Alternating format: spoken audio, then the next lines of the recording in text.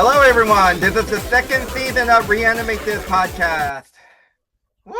This is the beginning episode. I'm Jay, and I'm with my co-editor, Jessie. Hi. We have a guest for today because we will be talking about a very, very old silent movie. Well, more like a silent short, but this is perhaps the oldest movie that we'll be ever going to discuss on this podcast so far. So we have Fritzi from the blog called Movie Silently. And Fritzi, would you like to introduce yourself? Oh, hi there. I've been writing about silent movies for over a decade now online, and I've released one on home media. Hope to do more in the future. So I'm looking forward to this. Yes, Yeah, that's awesome. very nice to meet you, Fritzi.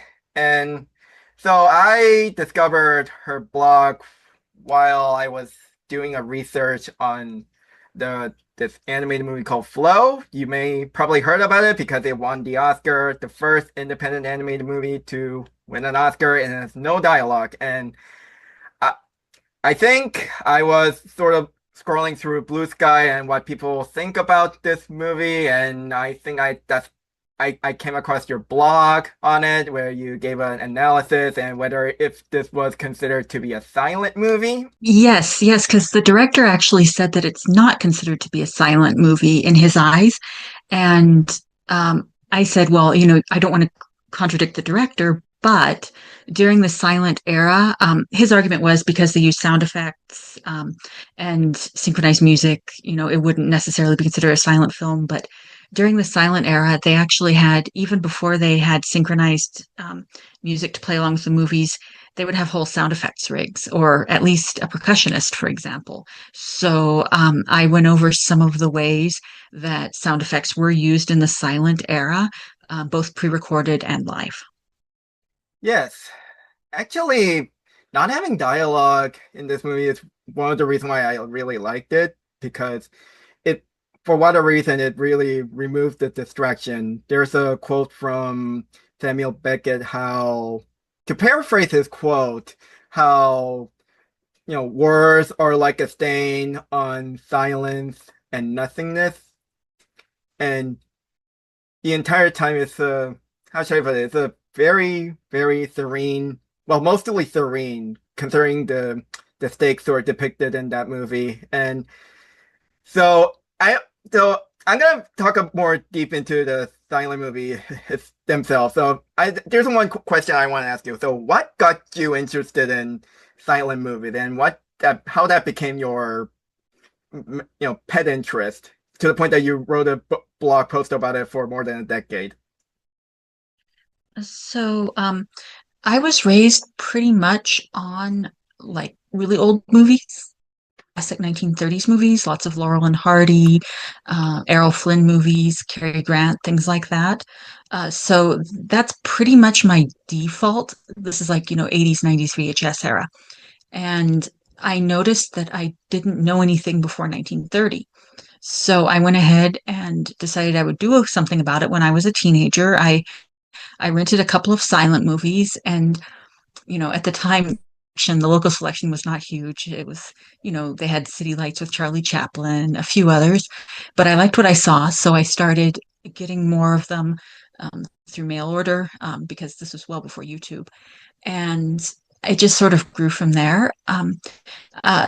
I There was a silent movie website called The Silence Majority that went up in the late 1990s and then sort of abruptly disappeared, but it had this really massive archive of in-depth reviews, and pretty much anything that was available at the time was reviewed on Silence Majority. So when it disappeared, I was kind of motivated to try to fill in the void myself. I've always enjoyed writing, so I I started building up my reviews, and then when I had enough to where I felt I could launch, I went ahead and launched it, and it sort of built from there. And then I jumped onto social media. I was on Twitter for quite some time, and then I made the jump to Blue Sky, of course. And so I've been sort of doing like a 1-2 attack, kind of trying to get people interested with GIFs and little bits of trivia on social media and then trying to pull them into the more in-depth reviews. Oh, that's awesome. Yes. Yeah. And I'm sure it was very hard in the 90s, like to now, where like you can connect with anyone online. Yeah, it was really hard. The I've talked about this on social media before. There was a very the um the online silent community was quite shall we say, spicy at the Mm. time. There were a lot of fights about actor sexuality and things like that. Just stuff where I'm like, good God, what are we doing here?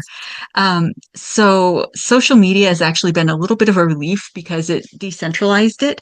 And so, and like, especially on Blue Sky, because I find I have fewer dedicated film nerds in my audience and more like normal people who just see a movie from 1895 and think, oh, that's cool.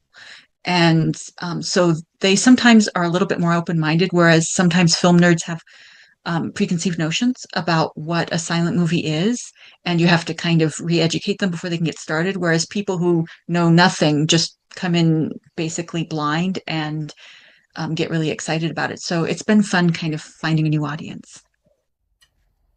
Yes. And I remember like I think for like a almost like a past 1 or 2 decades, there's been a growing interest in silent movies. I think starting from the Best Picture Oscar winner, The Artist, and from there on, we get to see more movies about silent cinema, like Hugo, and perhaps the most recent one, probably Babylon, with Margot Robbie, and I believe, and there's even more movies without dialogue, and more Yeah, movies I that think rely on visuals. Yeah, And what are you trying to definitely. say? so. Yeah, yeah. For example, I know like the Film Board of Canada has funded quite a few animated silent films over the past few decades, and they tend to be highly experimental, and so those are really exciting to watch. And also, it's a lot easier to find silent movies because I believe the Danish Film Institute is spearheading it. But basically, there is a movement on for archives to put everything online for free, open access. And so we're seeing things that, like, even if a country has one silent movie, they're putting it up. Like Latvia put up their one and only true silent movie. And, diverse countries like Chile has done it. And Finland has done it, Estonia. So we're getting access to these films that were basically just in archives and for historians for decades. Yeah, and that's Yes, awesome. And that's definitely the positivity of stuff like Internet Archive and stuff like that. Places like your podcast, obviously. yes, and let's see. I Okay, so we are gonna move on to the main topic of this episode, which is A Trip to the Moon, and its director, Georges Méliès. And I mean, what really fascinates me about Georges Méliès is how I especially like his filmography. What fascinates me about them is how, by comparison with the movies of today, they're very wild. Like, and I mean wild, like it's Oh yeah. very, very imaginative. Yeah, and I think that was And the beauty of early filmmaking. Like you could do all this crazy stuff and no one's gonna tell you no. I know. So, Fritzi, do you like have any like comments on A Trip to the Moon and George Méliès, and do you have a personal favorite from his? Oh, so I absolutely love him. I think probably my favorite of his because it sticks with me, like I keep going back to it. It's called The Inventor Crazy Brains and His Wonderful Airship, which is a marvelous title. But it also kind of illustrates what I like about him, which is, like you said, he has this wild imagination, but also he has kind of a dark side and also a highly political side because he was a political cartoonist before he became a filmmaker. He was anti-colonial thing. So he was a lot of his movies have like political content that has been forgotten, like A Trip to the Moon, for example, that has been forgotten because of, we've forgotten the circumstances, or maybe we never knew them because they were kind of indigenous to France, these issues. But the inventor Crazy Brains and His Wonderful Airship is about a man who invents an airship and he dances a jig. He's delighted that he's at his accomplishment, and then he has a dream about the airship causing damage, like exploding, harming people, and he kills himself at the end. And if when you look at it at the surface, it's goofy. Here's this guy dancing. The ship's exploding. He jumps out a window, kind of thing. And then you kind of slow it down. You're like, wait a minute, this is pretty. This is pretty interesting for the time, especially at the time when technology was moving so quickly. The modern age was upon us, and so he was making a commentary on that. Yeah. And I Yeah, think, yeah, we definitely lose context, but I think that makes it more interesting to kind of figure out the context of that. Definitely. yeah. It's really fascinating how people of that era thought that they expected that it's possible to breathe in space, Hmm. and then and then the space travel was possible, and for whatever reason, his movies have a lot of images of planets, moons, stars, have this anthropomorphic trait.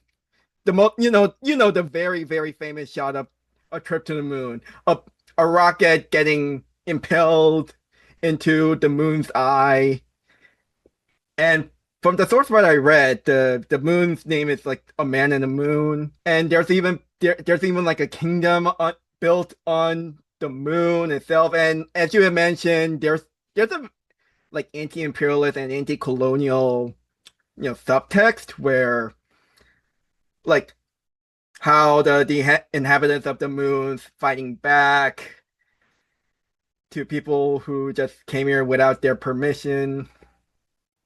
And I think the one scene, the ending kind of made me laugh where oh wow, our astronomers returned in safety, and I can't believe we made a huge discovery, and then they all dancing. But even though they, how should I put it, even though it was such a very dark and harsh journey going back and forth between two places. Oh yeah, he never could resist his like triumphant tableau at the end. He always had to have something like that. You know, Either everyone gathered for a like a arranged in a shot to showcase all the effects, or they danced or they sang. It was, yeah. And I think even though you could tell that all the props are made with like wooden boards or cardboard boxes, and just a little bit of tangent, but are you aware that he built a like cardboard box puppet theater by himself as a boy? Oh no, I didn't know about his theater. That's great though, because puppetry is a Yeah, I big mean, part of early animation.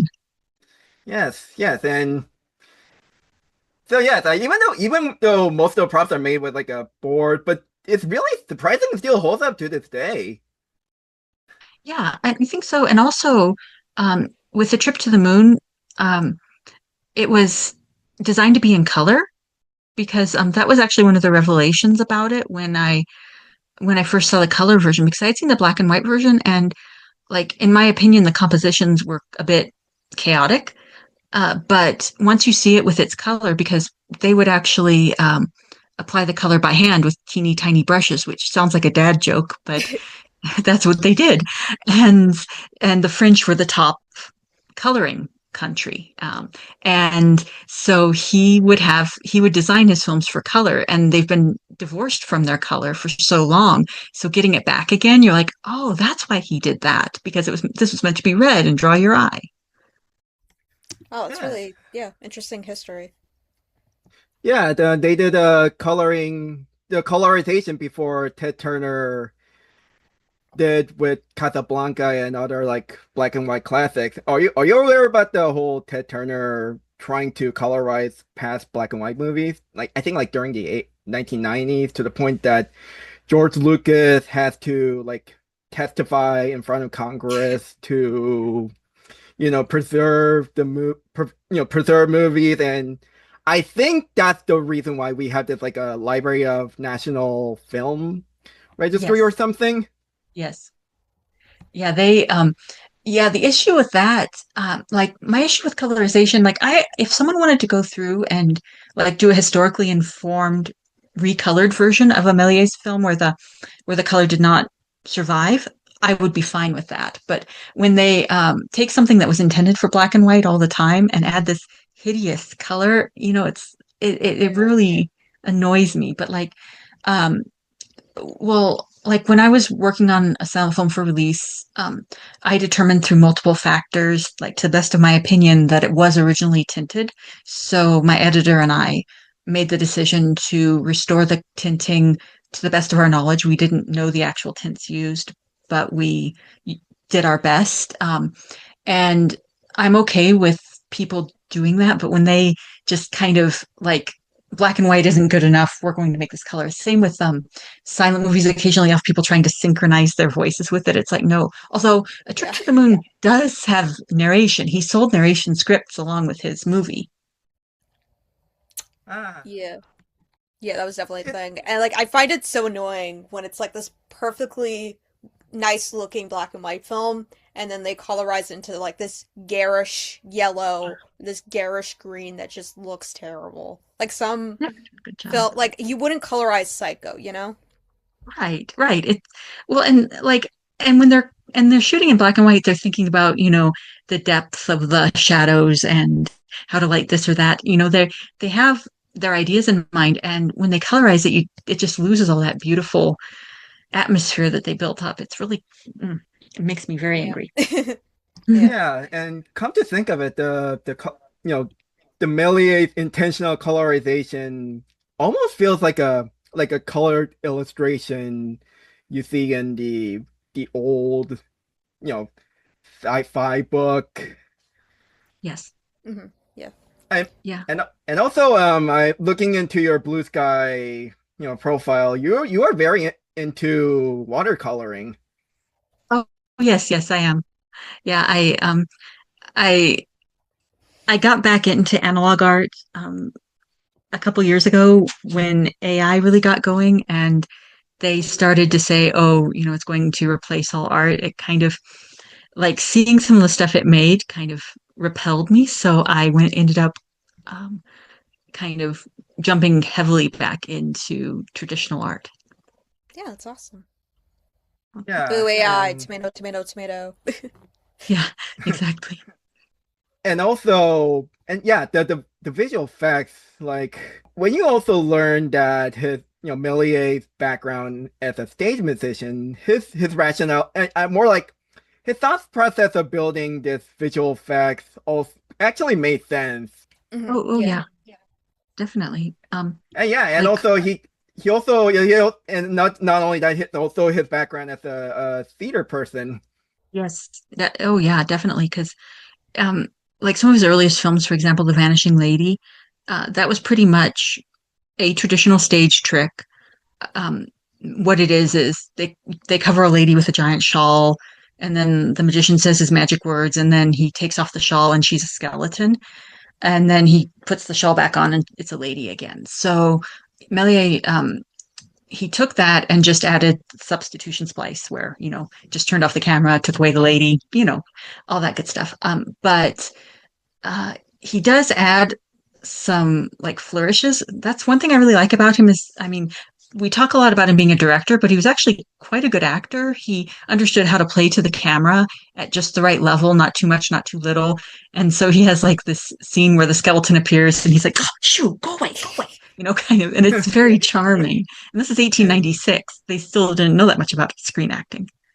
and I think he also played the astronomer in Astronomer's Dream, which the astronomer with a pointy hat like a magician, and then the moon just comes out out of his window, and then this skirmish has happened, and then the moon eats the astronomer, and and also what what makes it really interesting.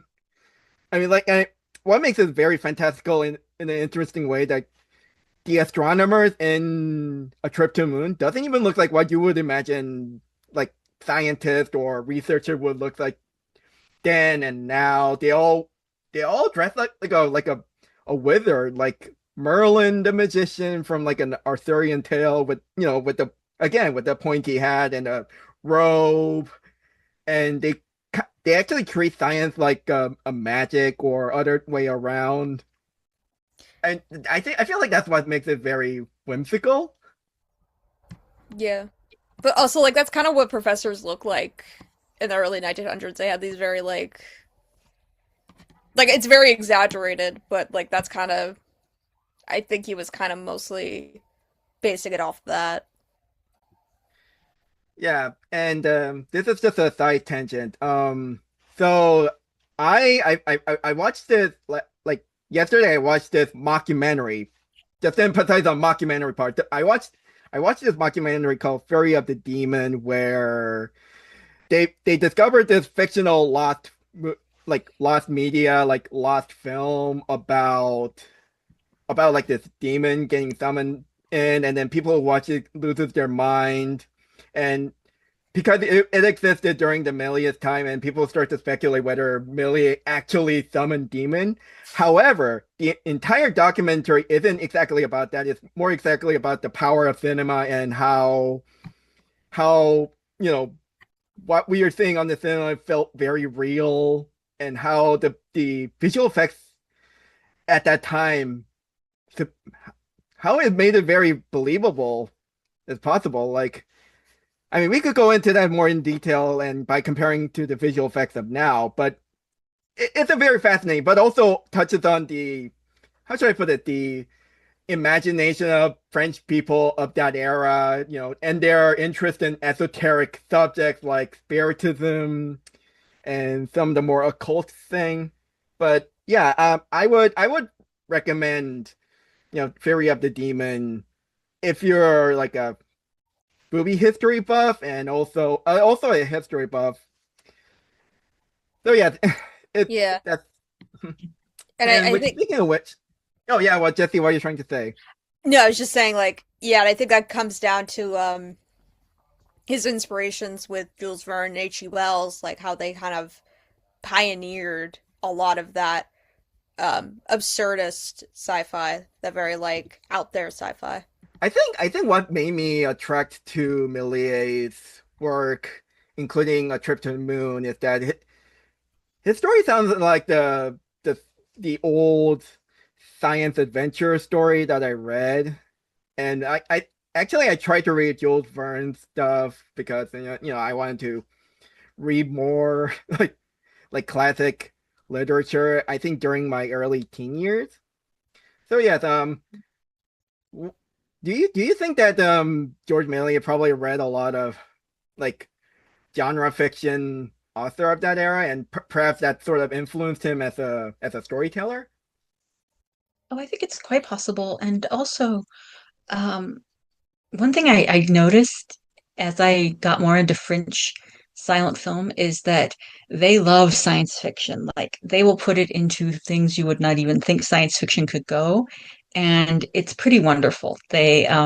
So it's kind of like also in like the national cinematic spirit. So not even necessarily just his films, but for example, René Clair's early work in France is pretty much heavily science fiction. I mean, I know everyone talks about the Italian Straw Hat, but he also made The Crazy Ray and The Phantom of the Moulin Rouge, which are both heavily science fiction slash science fantasy.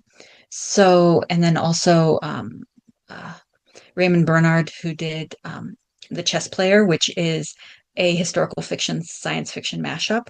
So yeah, he was working like with the national character as well, but I do think he brought in a lot of science fiction elements, and also he was heavily influenced by the stage extravaganzas of the age, where they would just throw everything on the stage, wire work and elaborate costumes and music and things of that nature. So that was his competition. That was what he was trying to match. So it was such a vibrant period. There was so much just beautiful design, and they all built on each other's work, and it was wonderful. Yeah, and I think that really speaks to the creativity of the time, the fact that it really wasn't that commercialized, and I think that led to a lot more innovation with that. And you also feel the influence of Méliès to this day, especially when you look. I'm not sure if Fritzi, I'm not sure if you know this, like this Czech film director by the name of Karl Zeman.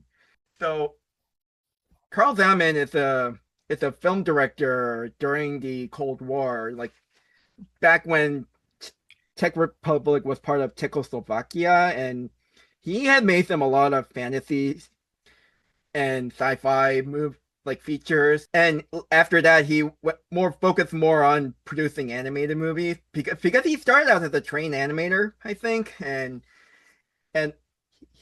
his movies are very much also much like Millet. He was very much inspired from Jules Verne and some of the more folk tales of the past. And he even made a movie based on the adventure stories of Baron Munchausen, and and then several decades afterwards, Terry Gilliam, the member of former member of Monty Python, who later become a very famous film director himself, made The Adventures of Baron Munchausen, and also much like Carl Simon, he was also a trained animator and did an animated sketch for Monty Python and the Flying Circus. And he later made his own take on Baron Munchausen stories with The Adventures of Baron Munchausen, and they all have this very Millet-like visuals with the stars, like very astronomical themes. Yeah. And Yeah, I think there's like a scene of Robin Williams, in his uncredited role playing like a moon, but it's like a literal floating head of Robin Williams in a makeup. That's a very interesting visual right there. And actually, I just realized the reason why you may realize if the Millet's short films along with the silent short of that era, you sort of notice how they all look like a stage. hmm. Like they all have that stage like composition, and you could probably tell that he got that from doing a stage work and all. He sort of imagined like cinema to be like an extension of theater. Yeah, he did to a certain extent. Like it's interesting seeing his more real world films. Like for example, his series about the Dreyfus affair, which was a huge political controversy at the time. He has this really wonderful scene where Dreyfus is on trial and the verdict is read, and the reporters burst out of the courtroom in order to file their stories. And they just run directly at the camera to the point where we get extreme close-ups of them. And that's so dynamic. It's not at all like the stage, but that was in 1899. So he actually became more stagey, in my opinion, as he got more into um, the film aspects. But there are other elements that, like for example, he kind of did a fake zoom in The Mermaid in 1904, where he had a frame and he wheeled it toward the mermaid to make it look like she was approaching the screen. So he would do some things, but yeah, he was very much um, of the stage and brought that into his work. And you can actually see that in early film, where basically you have two extremes, where you have people taking their cameras and literally like strapping them to trains to film what's passing by. So you see, you've got movement, you've got people, you've got real places. And then the other extreme, which is, you know, in the studio, a lot of the studios were open air, so the wind is blowing even indoors, but very controlled environments, built scenery, trained actors, things of that nature. And you can see them both at once. For example, in George Albert Smith's A Kiss in the Tunnel, where it's a real footage from taken from a train, and then he cuts to the interior of the coach where he's kissing his wife. And so like it's just really interesting to see the whiplash, because we don't tend to think of that kind of difference between the two Like we tend to think of it being one way or the other. We don't realize sometimes that they had both going at once and they sometimes lived side by side in the same movie.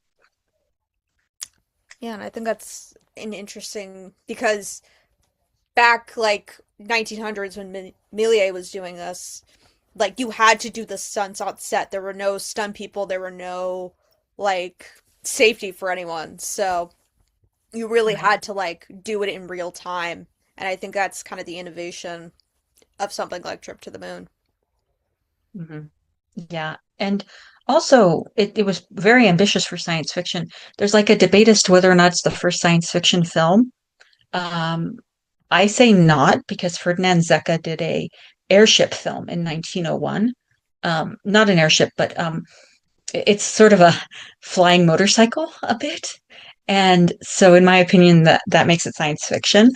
But other people are like, oh no, it has to do this and that. So whenever you get into firsts, it always turns into a war. So um, you have to just Yeah. kind of be like, okay, to me, it's Ferdinand Zecca.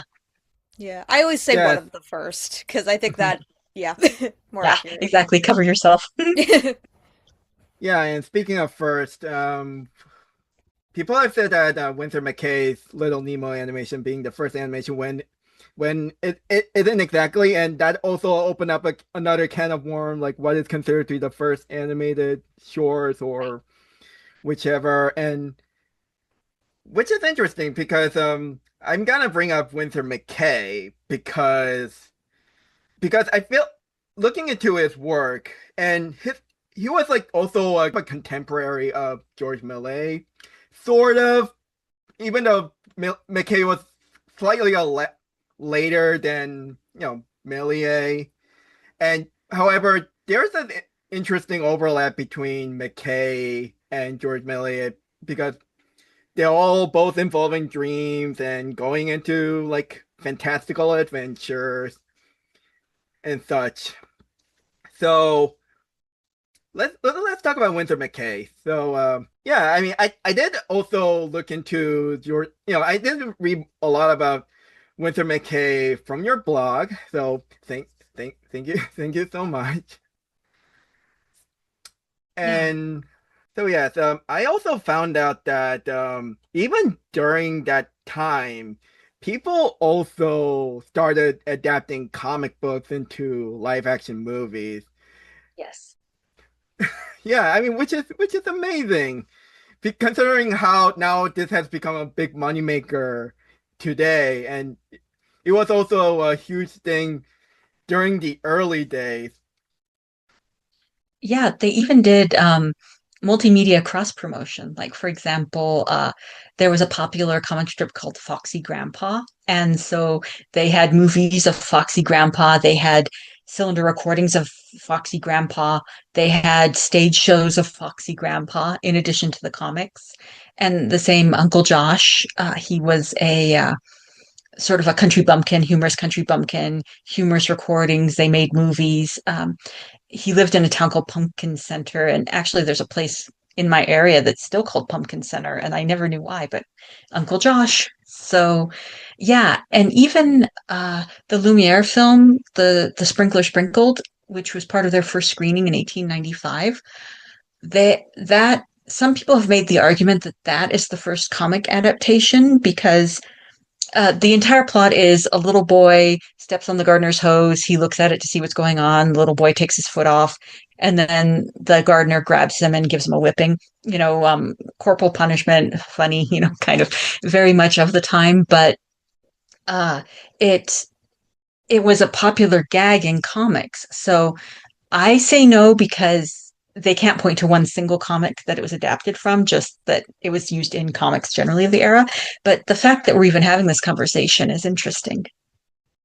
Yeah, that whole thing, I thought that was Buster Keaton, but no, it actually turns out, as you said, it predated Buster Keaton. Yeah, Because I don't think I it was think even I had born this yet. false memory of Buster Keaton getting involved in that gag, but Yeah, see, now I have to and see how old Buster Keaton is. I can't remember if he was probably a toddler. He was, but anyway, pretty young. Um, when it was done in 1895. Yeah, I think sometimes we lose track of how long the silent era lasted. Like my like my favorite example is there's a cowboy actor in France, international the spaghetti westerns of the era, and he was a preteen when he went to see the very first movie screening of the Lumieres in 1895, and he was a grown man in his 20s and a movie star pre-World War One. So that just like you can look at Yeah. the year date and it doesn't really register, but then when you kind of put it in perspective, I think it helps. Yeah, and also just a quick fact check. Just so something I remember. I just remember something. Did people really duck when they watched Lumiere Brothers like train short? No, but hold on one second. My dog is telling me she wants out. Let me just let her out really quickly. I'm sorry. To add on to what you're saying, just while she's out, I think it was definitely an exaggeration, but like, yeah, it was more of an exaggeration of people were freaked out by it, but it wasn't like most of it was yellow journalism.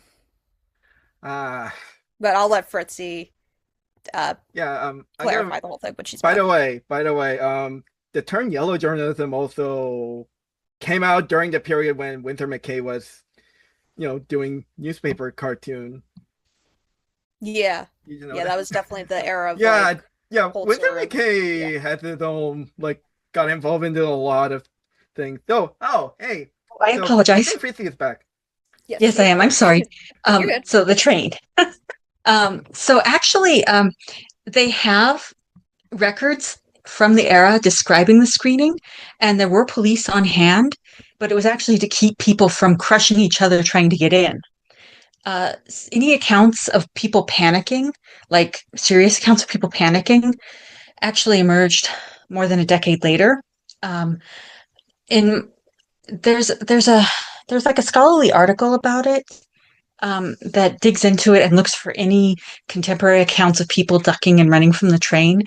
But as near as I can figure, there is a R.W. Paul comedy made in England in either 1900 or 1901, where it talks about a countryman going to the cinema, and it's like an English countryman in a smock, very exaggerated, their equivalent of, a complete hick, panicking at the train. So that I think is where it started, where they're like, yeah, that guy's such a country bumpkin. I bet he's afraid of trains on the screen, kind of thing. Yeah, But it's but it, this is interesting. They did build a novelty theater inside a train car with like movement, and they would project films from it. So, I mean, there's some things, you know.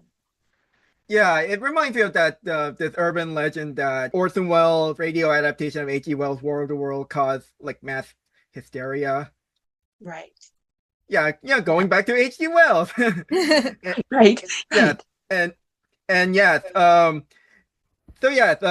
So Winsor McCay's own like animated take on Little Nemo comic, his newspaper cartoon characters, and people have thought that this was the first animation, but when it isn't exactly, but it's but I would argue that this is the okay, again, I'm opening up the can of worms. This is the Right. first animated material based on comic book, and it's done by the cartoonist himself. And I also noticed how it this feels like a progenitor to say how live actors interacting with cartoon characters, which McKay has also done with Gertie the dinosaur. But also, I noticed how they did a squish and squash technique, which is one of the 12 rules of animation that the I think like the old man at Disney sort like came up with. And I would say that it's very possible that the 12 old man probably watched McKay's Little Nemo animation, and they were very much influenced by that. But then also various other techniques, like there's a this very famous scene of dragon's mouth suddenly becomes like a throne, and Little Nemo and the princess sits there, and then it goes to that very 3D like turnaround.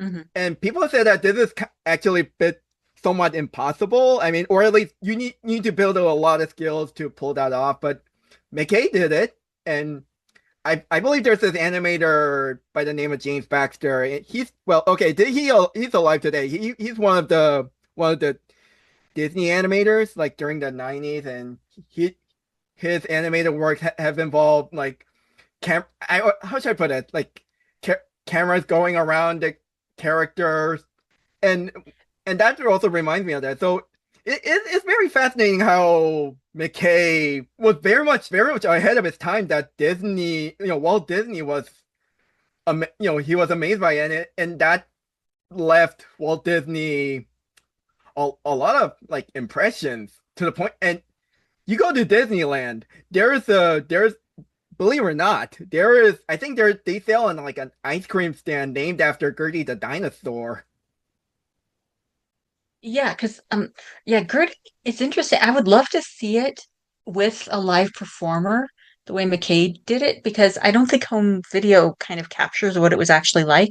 Because, when she's balancing a ball on her head, she's supposed to be throwing it back and forth to the person on stage, so with a prop. So I would love to see that. I think that would be an amazing presentation. But for McKay, I think, well, actually, I should ask a question. Do you consider puppetry to be animation?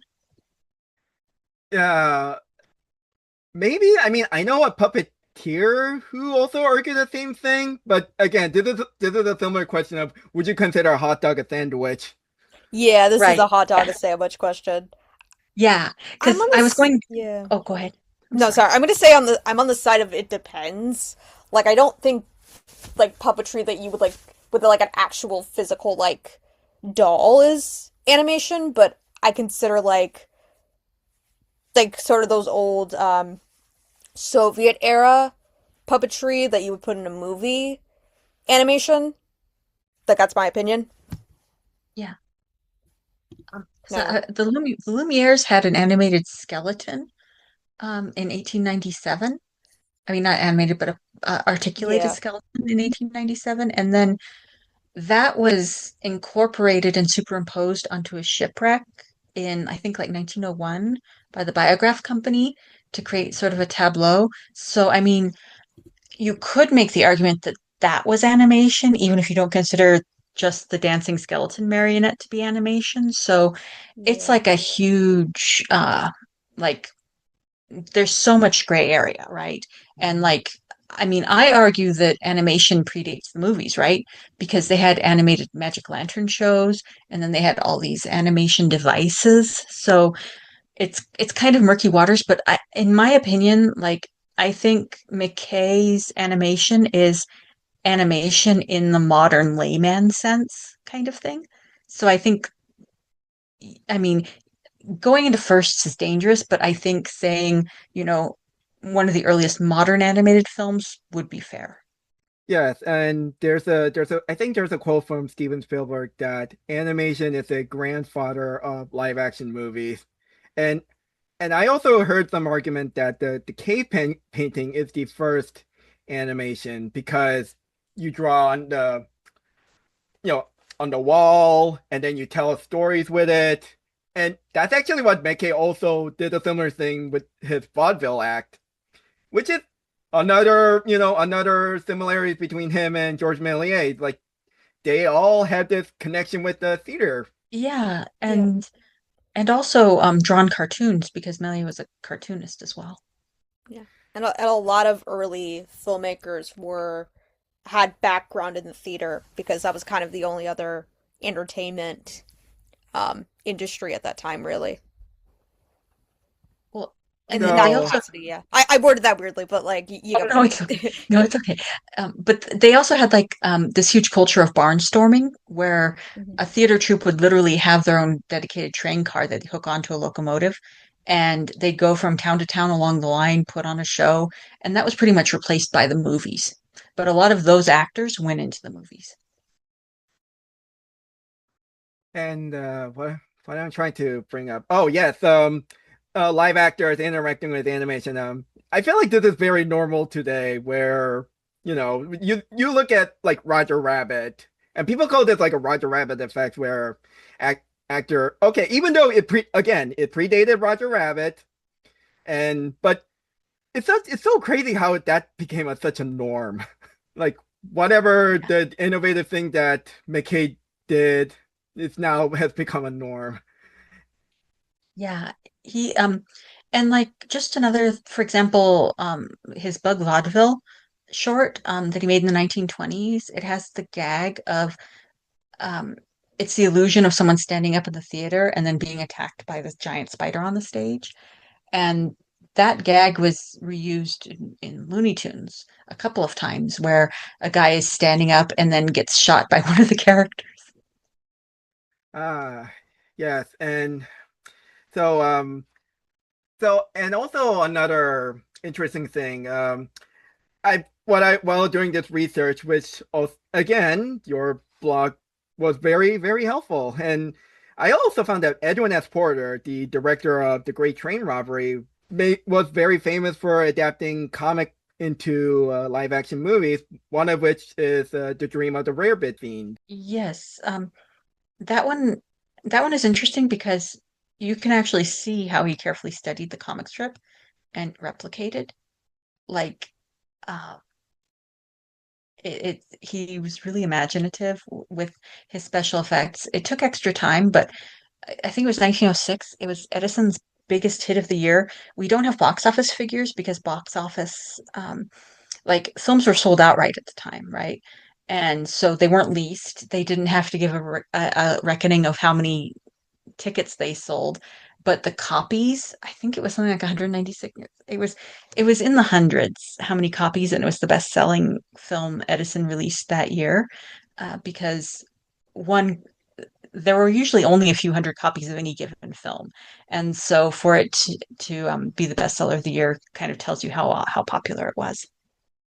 And I would also argue that this is perhaps so by far the first successful film adaptation of Winsor McCay material because Edwin S. Porter successfully, depicts an abstract or very fantastical event in photographic way. And people have said that the medium of animation would do this a lot better and made it more believable, but Edwin S. Porter's depiction of it was also equally successful. Yeah, it was really popular. It was considered a big hit and, you know, a successful adaptation of the material.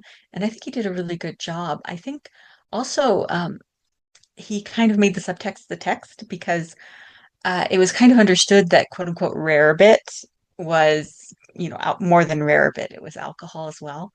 And so they show the Rarebit Fiend eating rarebit, but also with lots of bottles of beer.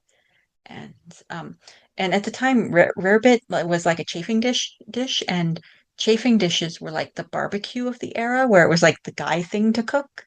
So it's so fun when you look at the context and see why things were done the way they were.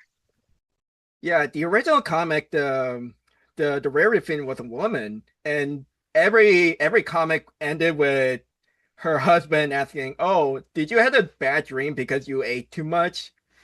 And it was something like a variation of that. That's not the Well, usual like the comics punchline. I wonder if they switched because, well, two reasons I wonder is because in the first place, showing a woman drinking on screen heavily might not have played well. And also, the scene where the fiend is um, horizontal, being blown by the wind from his bed, um, there would have been issues with probably modesty and censorship with that. So it was just easier to make the rarebit fiend a man. Yeah. And I don't know, my assumption that man eating too much would be a lot funnier than woman eating too much. And Yeah. believe it or not, there is a very recent live action adaptation of McCabe's material, and it's available on Netflix. And they also changed our protagonist Little Nemo into a girl. Yeah, Oh, and well, turnabout's fair play. Oh, go ahead. it I'm sorry. stars Jason Momoa, right? Yes, That's probably the more funny one. The real world's bigger than you thought. Life Earth is waiting for you, Nemo. You can do anything you dream of. So long, sucker!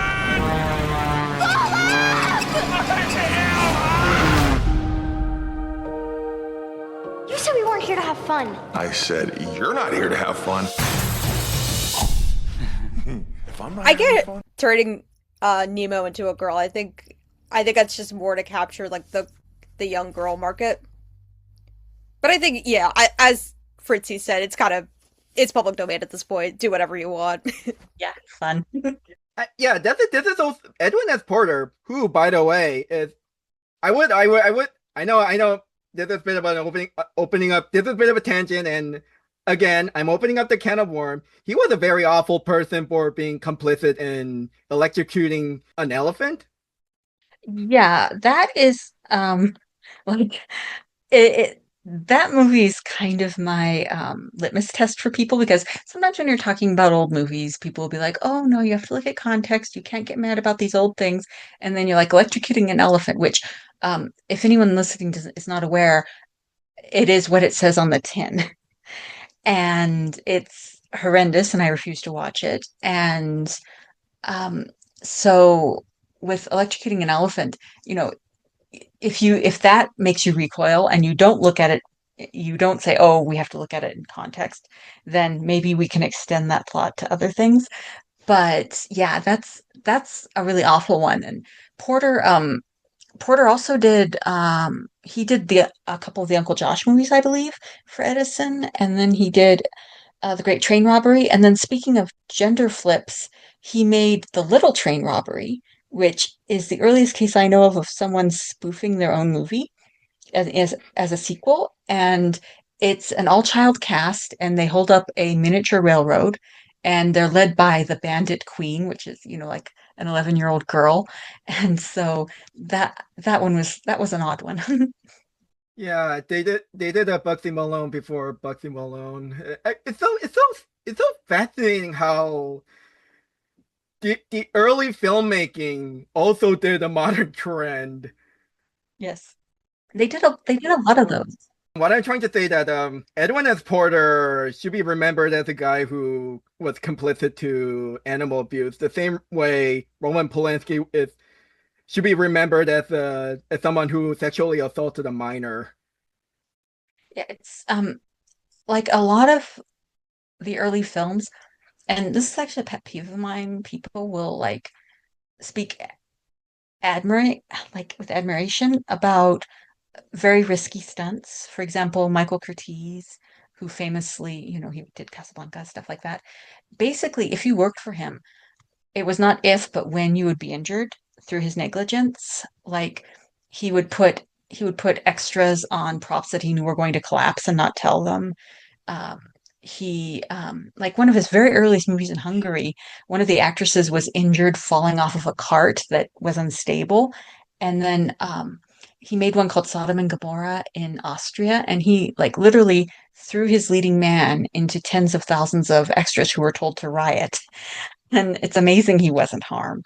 So yeah, it's just like, you know, the freewheeling is very like exciting as we said earlier, like it's thrilling to see it, and then there's kind of this dark side where you're like, oh, they're freewheeling about workplace safety too. And so, but like I said, sometimes it gets framed as being kind of a cute quirk, like, oh, that Michael Curtiz, he almost got someone killed again.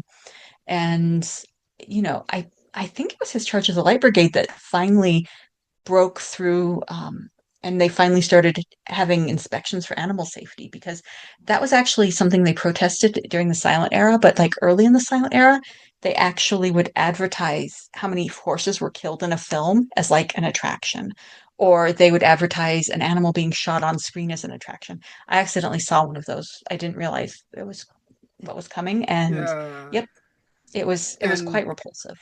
yes, Yeah. John Landis pretty much gave Curtis hold his beer, or at least the already dead Michael Curtis.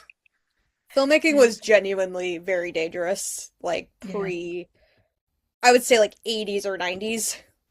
Like yeah. even now, but like like not to get too dark, but like what happened if for anyone who knows Brendan Lee, who was accidentally shot on the set of Oh, The Crow. That yeah, yeah. was unfortunately very common before then. And I think that was one of the cases that happened where everyone was like, "Hey, maybe we should have some safety on set." Yes. Yeah. And and also you also sometimes brought up Thomas Edison. I don't like I said, there are a lot of interesting parallels between Georges Méliès and Winsor McCay. Like they all had their connection with theater. They were newspaper cartoonists with Méliès doing a political cartoon for his cousin, well, specifically his cousin's publication, and McCay have his Little Nemo serialized in newspaper. And by the way, that's also sort of connected with the term yellow journalism, which is a large topic on its own. And their works both involve dreams and fantastical adventures, and that also involve planets, moons, stars with anthropomorphic traits. And also, they both of them made documentaries, like with like as you mentioned, Méliès covering the Dreyfus affair, and McKay. Perhaps he invent. I again opening up a can of worm. He invented the world's first animated documentary with the thinking of the Luciania. Sorry if I mispronounced it. And also, they all have this loose connection with Thomas Edison, with Edison pirating Malay a trip to the moon, and that's I think from what I heard that got Malay broke, and also Edwin S. Porter, who worked for Thomas Edison, directing McKay's the Rarebit comic. It's just an interesting connection there.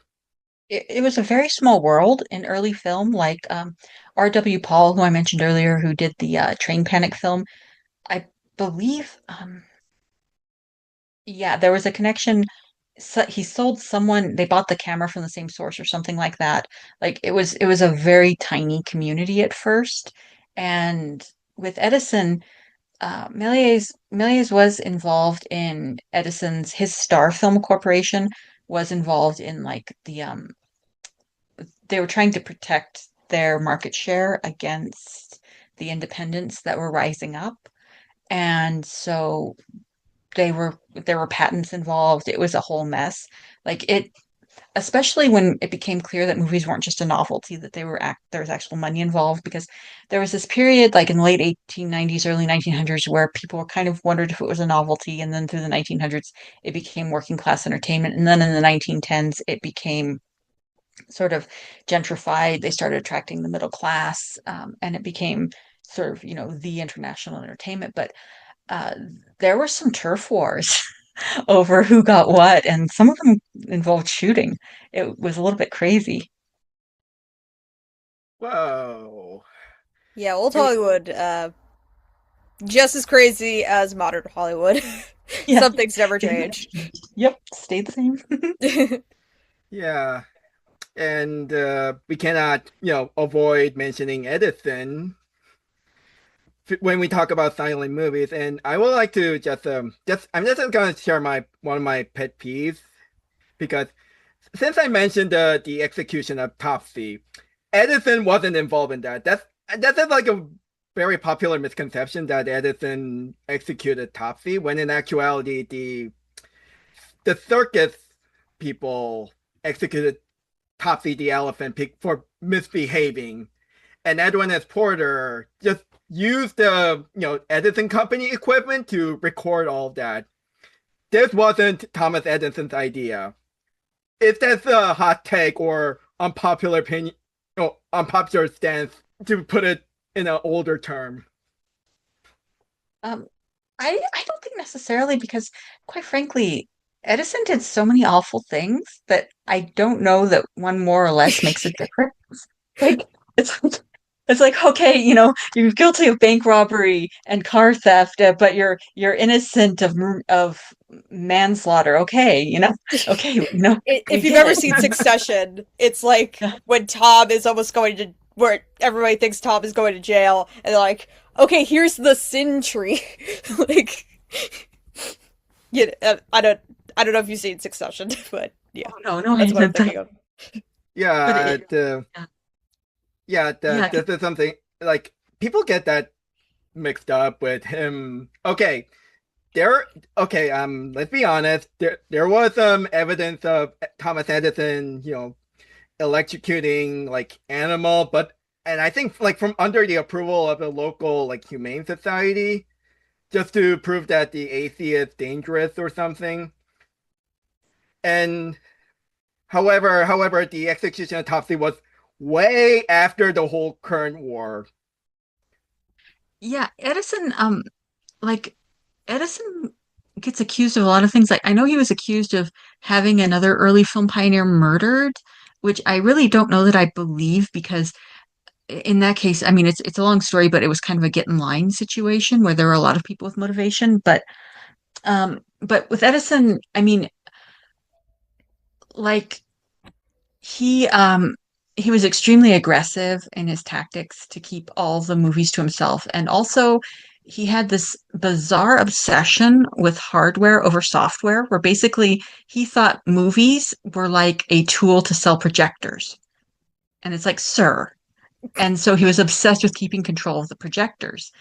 And it was nuts. And nothing would convince him. And um, his studio was actually doing okay in the late 1910s, but he kind of threw a fit because he tried to introduce talkies in 1913.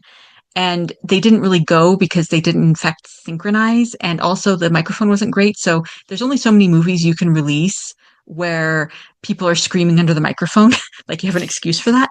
So they bombed. And so that sort of dashed his hopes of renewing his copyrights and patents and making sure that nobody else could make movies. So he kind of shut down his studio in a hissy fit. And in 1918, and that was the end of Ah, Edison in the I movies. see. Yeah, but yeah, he was just like he did not understand. It wasn't really his invention. He did not really understand his own business. Like it was like he just never got it. Yeah. There's a one question I want to ask, even though well, I kind of have an answer, but there's like some few questions I want to ask, and this is maybe one of the reasons why I wanted to have you here on this podcast is that would Méliès' idea have worked better in the medium of animation? And why do people nowadays get fussed about over reliance on CGI when filmmakers during the early days have used VFX a lot in their shorts? So, do you think that Méliès' idea would have worked better in the medium of animation? Um, I'm not sure necessarily because I mean, one of the things about him is that he is we've talked, he was a stage man through and through, basically. And so his films were like not only about the special effects, but also like the skills of his dancers, like the imp, leaping around. I mean, the thing is, though, if it were animated, you could have some pretty amazing sequences of the imps dashing around and exploding into a puff of smoke, right? So, I mean, I think it would have worked in animation. I'm not sure if it would have worked better in animation. And then for special effects, um, I think one of the reasons, like, for example, I heavily support CGI for animal safety, right? Like anything involving animals should be CGI if there's any chance of them being in danger. That's obvious to me. My issue with CGI is when they use it rather than going into a goddamn field. You know what I mean? Where they'll CGI a field, like some mundane outdoor sequence when they could have just gone outside. And in my opinion, it looks airless. But I think CGI is terrific for like, really outlandish scenes, special effects, safety, like gunshots. I'm all for that. And even for like scenery, like if they have like a really wonderful vision. Well, for example, Flow is, I mean, I realize it's all animated, but there's a very definite vision there and it's beautiful, even though it's digitally animated, that enhances it. It doesn't take away from it. So like I think like that's my issue. But I also have an issue with old Hollywood films where they do stages and rear projections for a simple street scene. I'm like, sir, please go outside. Yeah, I think D.W. Griffith, even look, he has his own problem, but at least he told filmmakers to go out and touch some grass. And I mean, like, I think it's better to go outside and film, film outdoor instead of, film inside the studio. And so if I had to That's answer the my own standard. question, it's that Yeah. because the medium of animation, while predating both live action films and Malay with Zoetrope and among other things, was still in infancy and wasn't fully developed to tell a full story.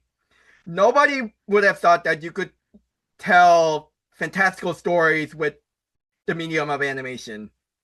That's just my own personal perspective. Well, yeah, I mean, animation was so labor intensive at first. The cell animation wasn't invented until the 1910s, right? So, I mean, like with Little Nemo, you can see like all the backgrounds are white, right? Because drawing in an elaborate background would have meant drawing it in every single time. So yeah, it would have been so very labor intensive. And you can see like the earliest full-length anime features from Argentina are lost, so I can't really judge them. But uh, Loda Regner, her Adventures of Prince Ahmed, uh, that is puppetry. I mean, technically, it's silhouette animation where it's articulated silhouette figures, and it's absolutely gorgeous. But I mean, in my opinion, there's a reason why cell animation didn't reach feature length until the 1930s. Yeah. It's very hard to do, and it's takes a long time. And I think that doesn't work for most studios that have to like pay people, you know? Yeah, yeah. You have to have a whole department. You have to have Hmm. like you doing it solo is, I Yeah. mean, you could technically, but a lifetime, right? Yeah. Yeah. It's actually amazing how Winsor. Okay, believe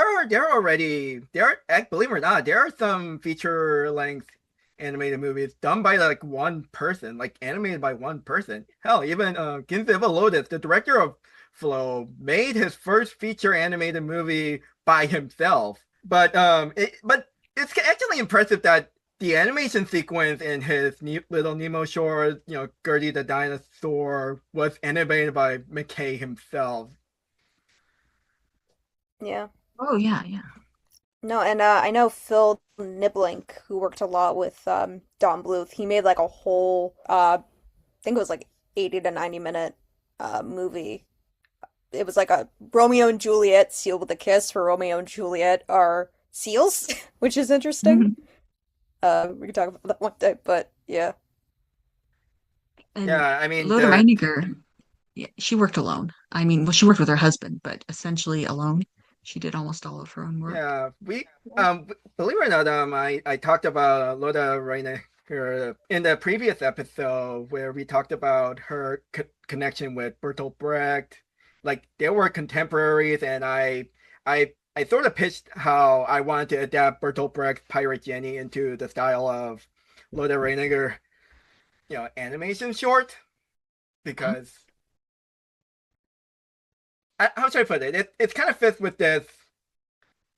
How should more like this distancing style of the Brecht's body of work.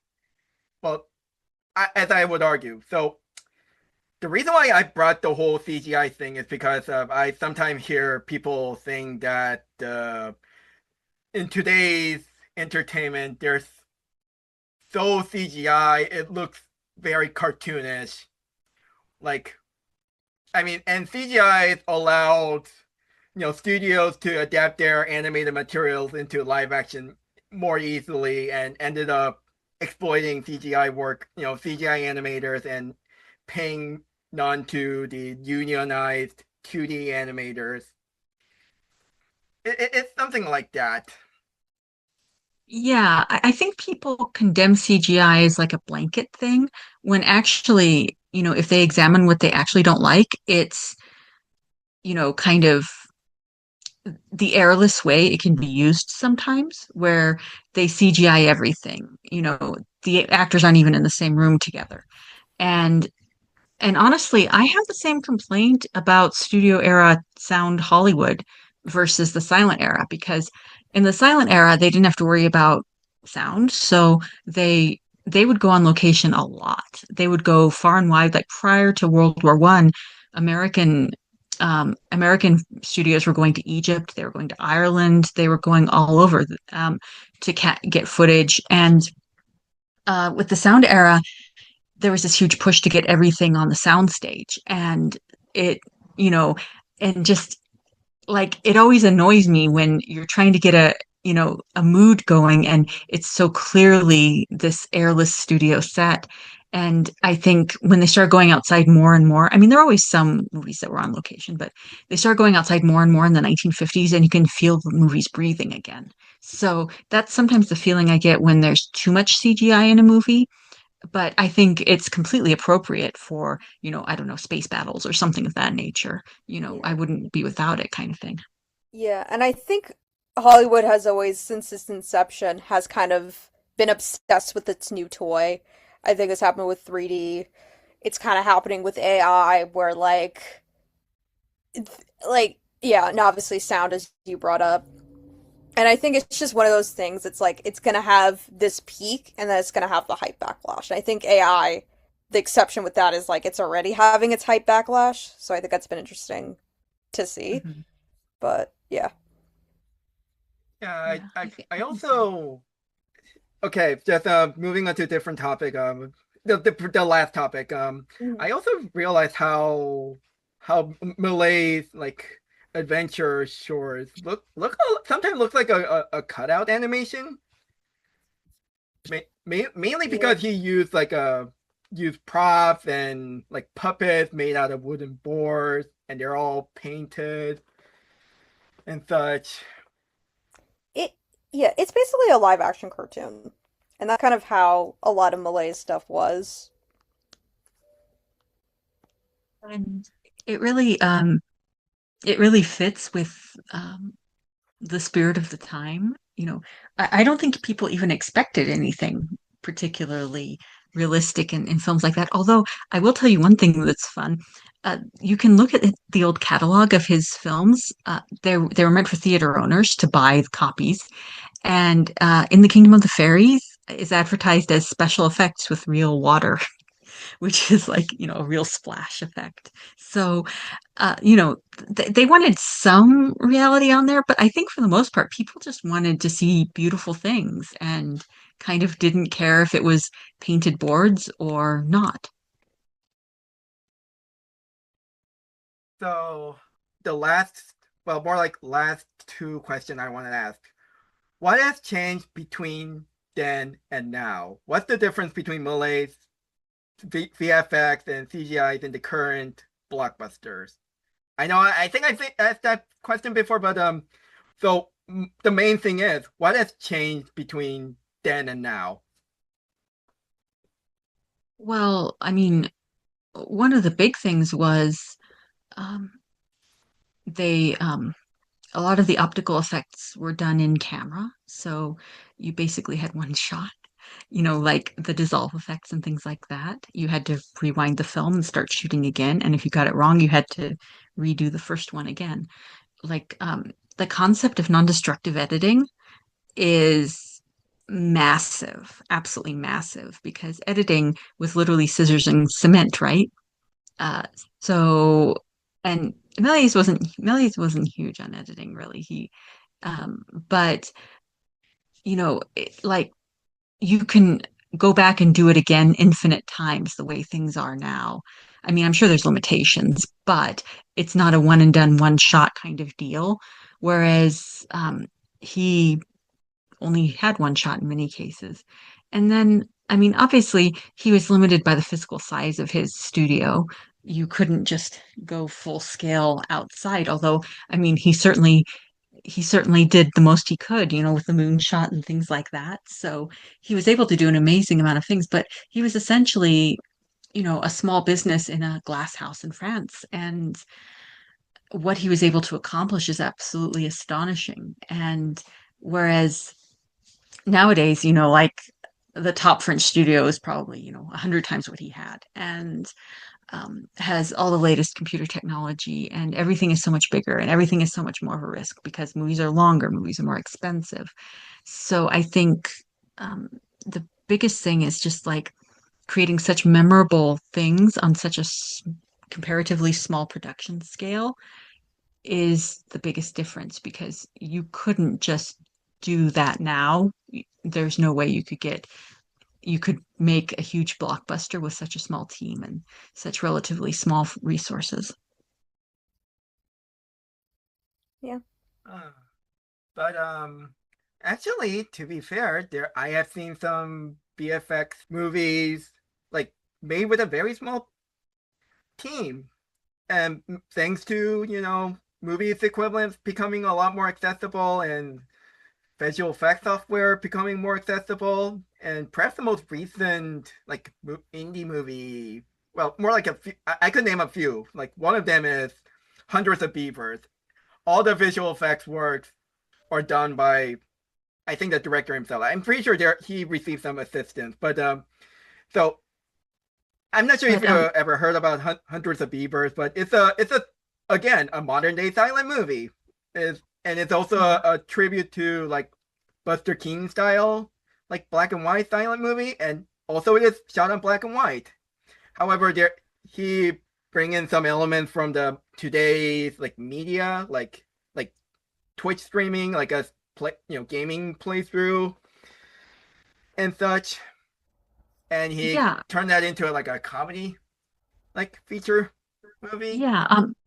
But I think the big difference is that these older filmmakers were putting out movies like sometimes on weekly on such a low, um, because Hundreds of Beavers took, a decent, I mean, it didn't take forever to make, but it took a decent, he wasn't putting out one movie every week, even if he'd only put out 10-minute segments of his movie. So like they were pumping them out in the early days, just constantly. Um, like it was almost like early television in some ways, where they would have like there was one series called The Girl Detective from the 1910s. They were putting out a new episode weekly. I think it was like every Tuesday. They're like every Tuesday a new episode. So yeah, it was just like the smaller team and the rapid production is just it's such a hallmark. I mean, the modern comparison I would most compare it to would be like people who have shows on YouTube, right? You know, they have a few resources and it's often a one or two man band and they're just putting out new entertainment and it's fun and people really like it.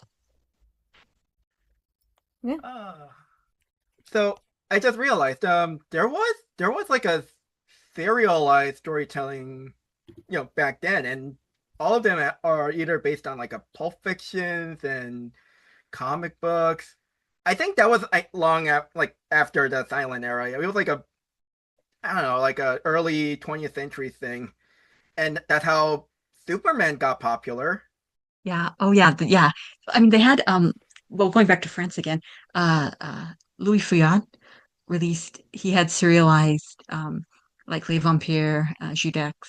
He had serialized uh adventures. In fact, you could argue that Judex was the first superhero, on-screen superhero, because he has a cape, a secret lair, technological gadgets, and he's a vigilante. So it's a fun one to watch. I actually highly recommend it for silent film newcomers because it's like it's telling someone, hey, you want to watch a 5 hour French serial? It doesn't exactly like make them excited or anything, but it's very, very addictive and it's in these bite-sized episodes. So it's very highly recommended by me if you wanted to kind of dig into that side, the pulpy side of France.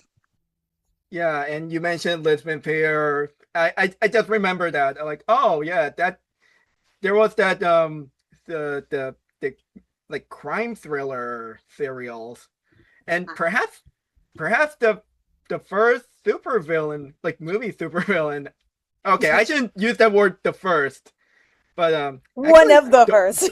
Yes, one of yeah, and I got introduced to those serials because of Olivia Assayas, and as you may be aware that Olivia Assayas made like two. Well, one is a movie and one is like a mini series based on that movie about the filmmaker during the 1990s trying to modernize lesbian peers with Maggie Cheung. Yeah. Of course, I'm talking about Irma Vep. This is why you can be on my web. Because you have the grace. I tell them I can do the film if you do the part. But it's just tough on me because I don't fight. I'm not a good fighter myself. So it's a little bit difficult when I have to do the actions. Yes, Irma Vep. Yeah, that's yeah, those are a lot of fun. And also so there was studio resistance against feature-length films in America. They didn't want to take the risk of releasing a long movie all at once, so they would actually force them to serialize just stories that we wouldn't necessarily associate with serialization outside of television, like A Tale of Two Cities, for example. They made them release it in like 5-10 minute parts rather than the whole thing together. So yeah, it's really interesting to see like the way comics and movies sort of intertwine and go back and forth on serialization and tie-ins and things like that. And also, I didn't know that the idea of feature film was such a risky thing. Yes. Because I mean, they if you think about the success of D.W. Griffith's Birth of a Nation, I mean, that was late to the game. Okay, thank you That for was a mentioning late that. feature. Yeah, yeah, because Yeah, it sometimes thank you gets for mentioning credited as the first. Yeah, it wasn't even his first feature. So like the first American feature that we know of, but the earliest that we know for sure of, well, the earliest feature-length film was 1897. It was a boxing match. They invented feature films for pay-per-view, basically. But the earliest American feature-length film was Oliver Twist in 1912. And then in 1913, more and more studios were getting into it. And by 1914, feature-length films were pretty much well established. And I think this was around the time when the American studios start distributing feature film from different countries. Like there is Italy's Cabiria, and then there's another one from Denmark. Like even the other like different countries are making feature films around the time when Americans were experimenting with it.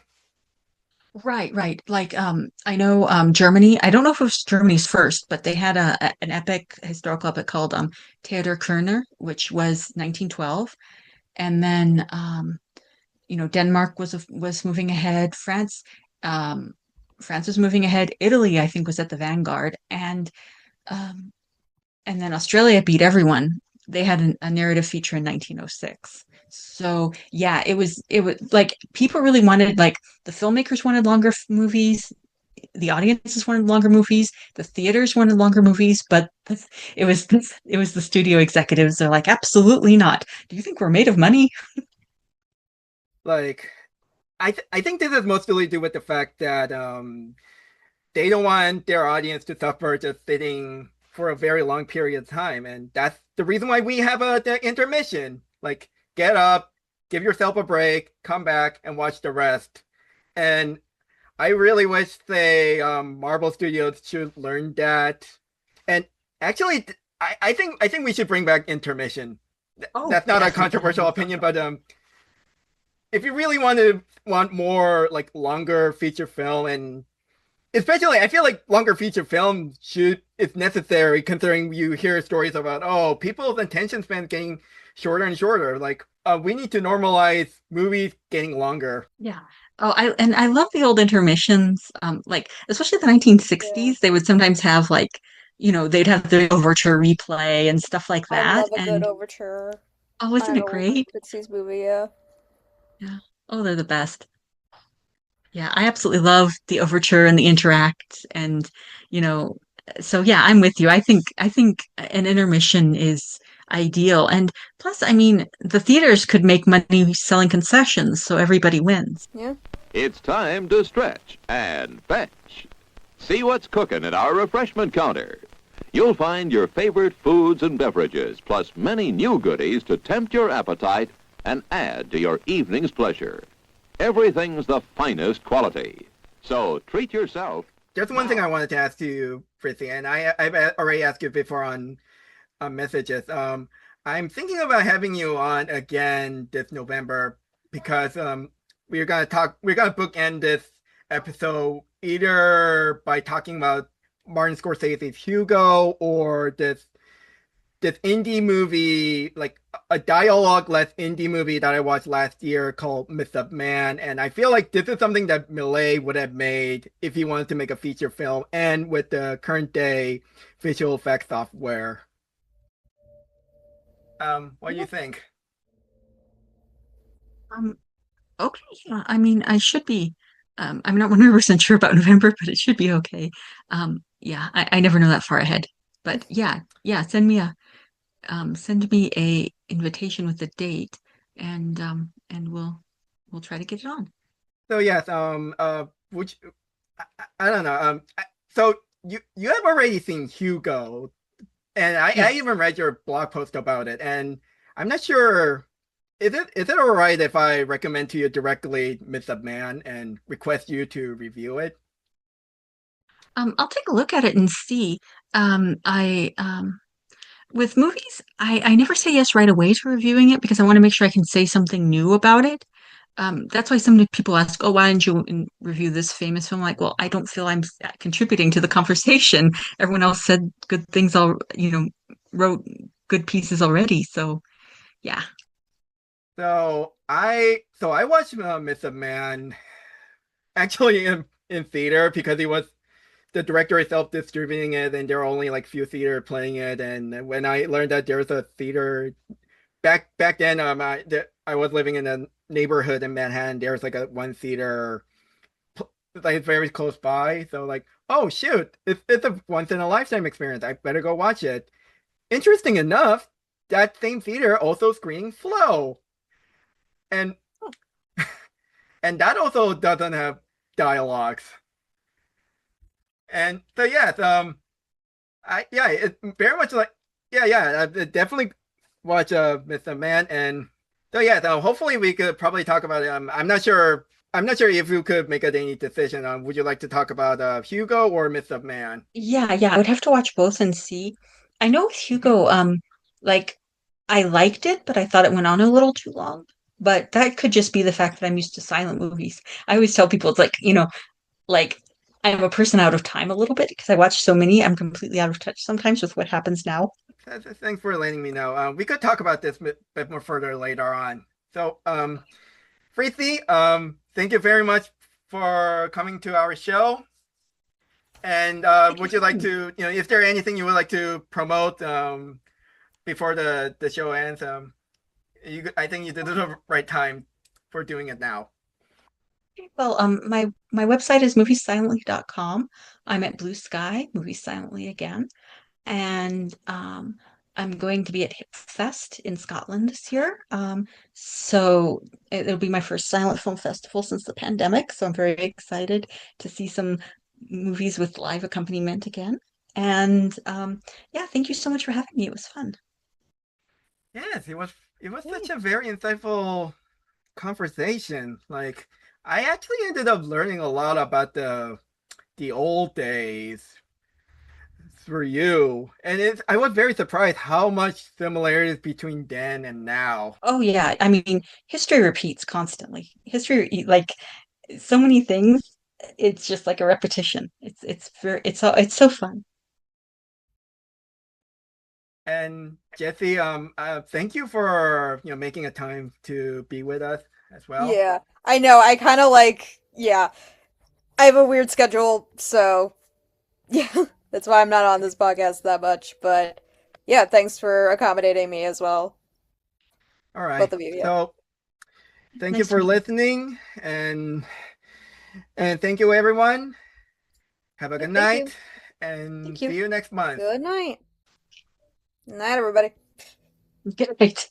Thank you so much. Yeah. All right, bye bye. You just listened to reanimate this podcast. The opening music, Wanderlust, is done by Puff Celeste, or Celeste 3. The ending music, Arizona Green Tea, is done by Staffy Doll. Please support both of them on their respective Bandcamp. Thank you.